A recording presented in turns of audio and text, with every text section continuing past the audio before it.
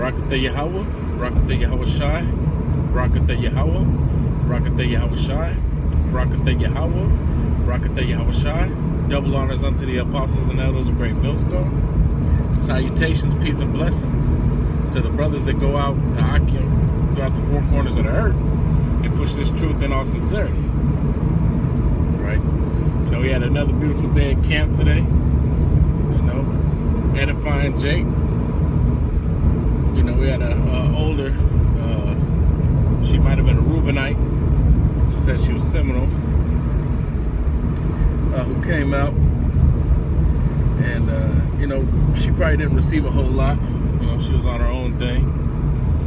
But you know, we had a young Jake, you know, who's coming up under that Islam, you know, which is similar as to what's going on, you know, in the, you know, the world of Israel, with the apostle dealing with that young Jake, right? And it was edifying. You know, he kind of got to hear, or so like he did get to hear, you know, the truth.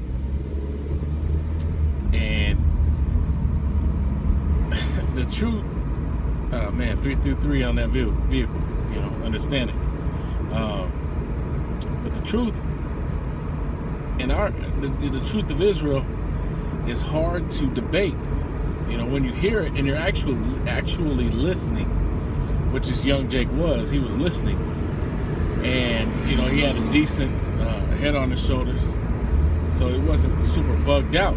So the truth was making sense to him, right? Maybe even more than this Islam thing, because I'm assuming he was getting into the Islam thing because of his woman, and you know, he said he had did some time, you know, and you know, probably got some of the Islam thing in there as well. So to get out, find a woman of Islam and be able to deal that way, you know, because I see a Jake at the gym who's the same thing. You know, he did some time, he got into the Islam, you know, and that's where his head's at. But when I break the truth down to him, you know, he gets it and he understands, like, man, yeah, that makes sense. You know, probably more than the nonsense that he knows. Because he probably don't even really look into, you know, what's going on. So, because when I started asking questions to that young Jake, you know, I just kind of started bringing up, you know, who brought forth, you know, that doctrine. You know, who's so-called prophet Muhammad. And I say so-called because he didn't prophesy, right? But Muhammad seen the Israelites and wanted what he's seen of our people for his own people. You know? And there's accounts of that in his writings, you know, that he spent time with Israelites. And because, you know, why else would he want order and the following of laws and you know, these things that, you know, before he didn't, you know, his people had no recollection of or no understanding of, you know, because before they started taking on Jake's customs, they had 365 idols, one for every day of the year. So, you know, it was nice, man, you know, being able to edify Jake and to see his eyes light up when the truth would hit.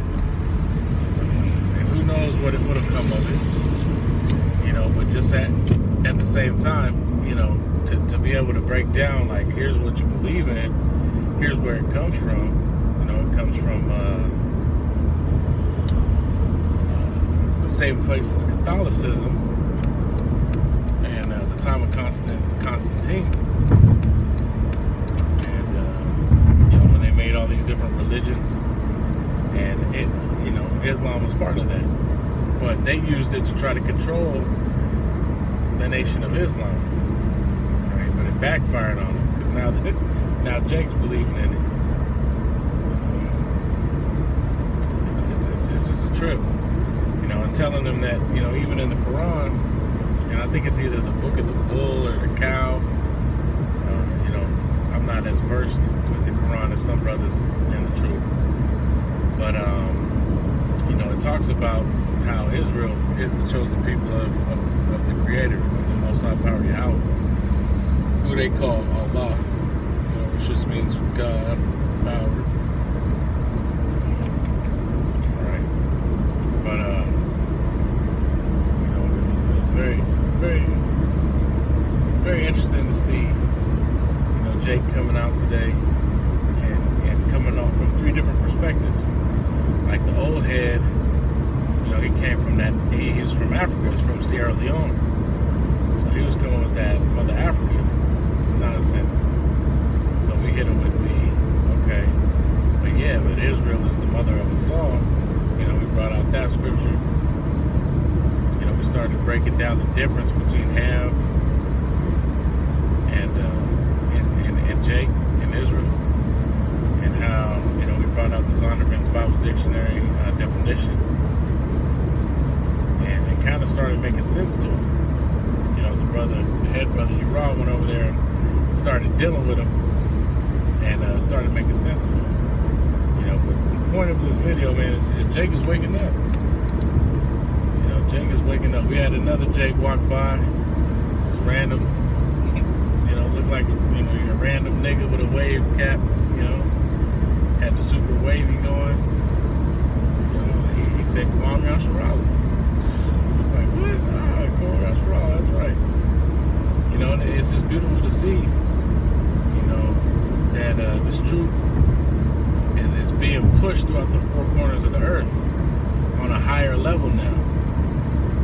That unicorn picture's coming in clearer on the Urim and Thummim, right? And Jake's waking up. He may not fully come out of this thing, but this knowledge is being pushed forth because judgment is necessary. It says that this truth shall be pushed throughout the 4 corners of the earth, and then the end shall come. Why? Because for true judgment, everybody has to know about this.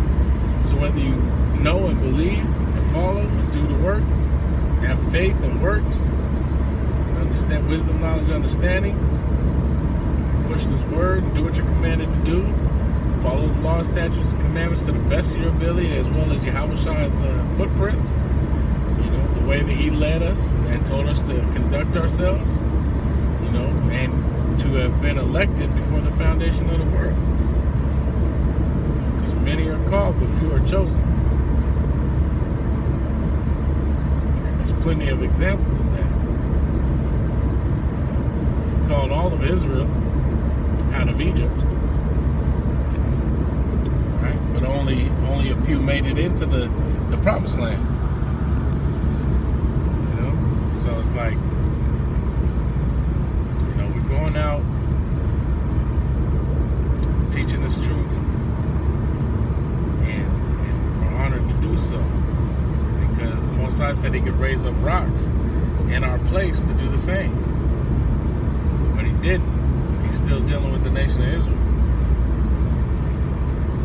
So, hey, I'm just venting. It's, like I said, it's a beautiful day at camp, and it's nice to see Jake waking up, regardless of if they get it or not. To know this truth is being pushed forth, and to keep seeing Esau's downfall. I went into James 5, which pertains to Israel, but also, twofold with Esau. Your riches are corrupt, moth-eaten. Your kingdom is through. This is it for you. You're going down. And to see it happening before our eyes, is an honor. Like Apostle Tahar said, man, we living in very exciting times, and it's true. If you're awake and you're watching the show, man, there's nothing like it. There's nothing like it, because you believe. When you read these scriptures, you believe, and you hear these prophecies, and to see them come into fruition, that's a faith booster. It keeps you motivated. Keeps you grinding. Because the Most High Power Yahweh doesn't have to do that. doing that for our sakes. Gave us signs, and then it's fulfilling those prophecies. That's beautiful. We got a long road ahead of us, but it's for a short time, but it's a long road, if that makes sense. We got a lot of things to go through. Time of Jacob's trouble and the RFID microchip, World War III, the War of Armageddon, Valley of Jehoshaphat, Yahweh Shabbat, Lord's judgment. We have all of that to go through, but we've been through so much already. He that endureth unto the end, the same shall be saved. We got a lot of tribulation to go through, but through much tribulation shall we enter into the kingdom of heaven. So with that, we'll wrap it up. We give all praise, glory, and honor to the Most High Power Yahweh, Ba'Shem Yahushai, Ba'Shem Rakakadash. Double honors unto the apostles and elders again. And shalom, peace and blessings to you brothers who go out and teach this truth.